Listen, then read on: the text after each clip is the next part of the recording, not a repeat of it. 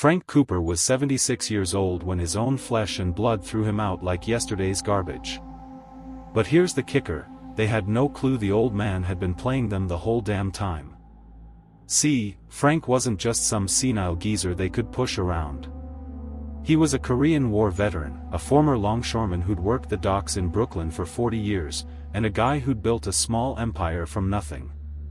And when his son Bobby and that snake of a daughter-in-law, Crystal, thought they'd pulled off the con of the century, Frank was about 3 steps ahead, just waiting for the perfect moment to bring the hammer down.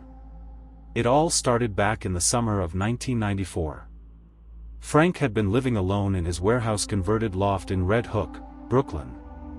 The place was massive, 5,000 square feet of prime real estate that Frank had bought back in '72 for peanuts when the neighborhood was rough as hell.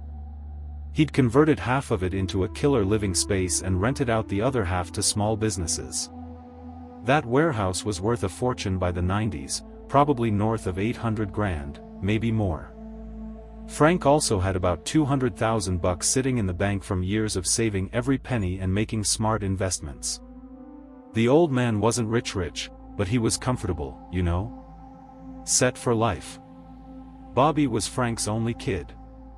42 years old, and the guy had been a disappointment since day one. Never held down a real job for more than 6 months. Always had some get-rich-quick scheme that never panned out. Frank had bailed him out more times than he could count, paid off credit cards, covered rent, even bought him a car once that Bobby totaled within a month. But Frank kept hoping his boy would straighten out, figure things out, become a man. That hope died real quick when Bobby married Crystal Montgomery in '93. Crystal was a piece of work, man. 38 years old, bottle blonde with too much makeup and an attitude that could curdle milk. She'd been married twice before, both times to older guys with money, both times walking away with a nice chunk of change in the divorce. She saw Bobby as her ticket to Easy Street, and Bobby was too dumb or too whipped to see what she really was, a gold-digging vulture circling a dying animal. After they got hitched, Bobby and Crystal started coming around more often.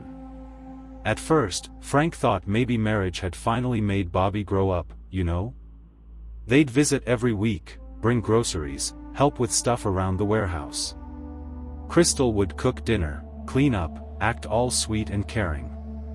"Dad, you shouldn't be living alone at your age," Bobby would say, all concerned like.